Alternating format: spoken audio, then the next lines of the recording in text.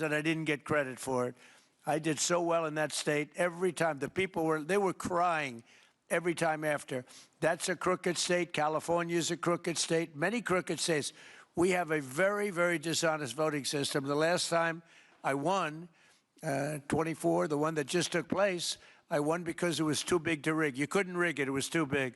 But I won the state of Minnesota. It's a corrupt voting system with an incompetent governor, a very incompetent governor.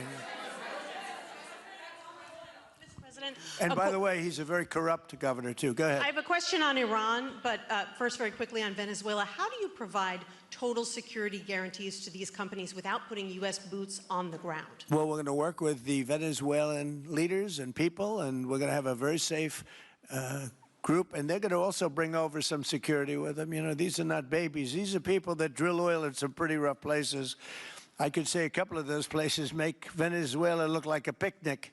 These people around the table, these are tough people. They go into areas that you wouldn't want to go.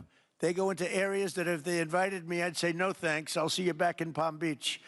No, this is a tough group of people. They know how to do it. But we are, in addition to that, we'll have very good security for them. We're going to make sure there's very, very good security. And I think the people of Venezuela are going to give you very good security. You know, the people... Now, I'm not talking even leadership. The people of Venezuela are going wild over this. They named a street after President Trump. What do? You attack a country and they name a street? That's never happened before, although I heard that's also taking place in Iran. They named a street. The protesters. I just hope, you know, just God bless them. I just hope the protesters in Iran are going to be safe, because that's a very dangerous place right now. And again, I tell the Iranian leaders, you better not start shooting, because we'll start shooting too. With your glasses, sir, go ahead, please. Hold it.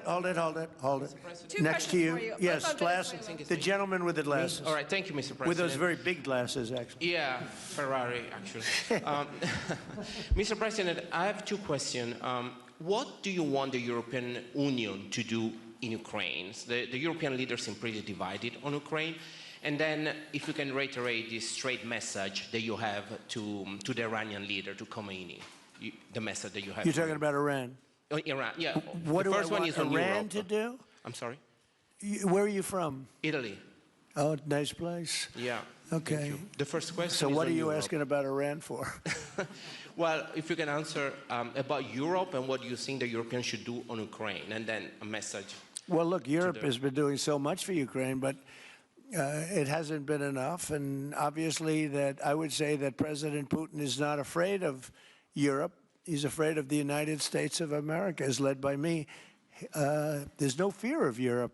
You know, Europe's fallen behind. And Europe, and J.D. said it very strongly, I don't know, he took a lot of heat, but I didn't give him any heat. Europe is a different place. Europe is changing. Europe has got to get its act together. I love Europe. I guess I came from Europe, essentially.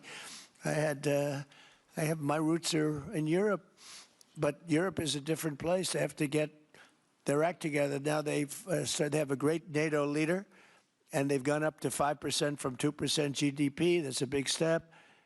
But they have to be very careful with their immigration policy, and they have to be very, because, you know, I will just say, to be nice, that there are certain places in Europe that are very important that are no longer recognizable.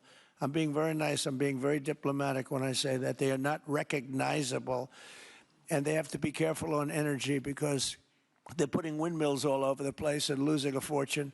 They're destroying their country. They're just destroying the beautiful landscapes, the beautiful everything. They're doing. And by the way, in case you people don't know, I'm not much of a windmill person. I can proudly say, Doug, that we have not approved one windmill since I've been in office, and we're going to keep it that way. My goal is to not let any windmill be built. They're losers.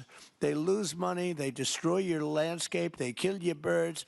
They're all made in China.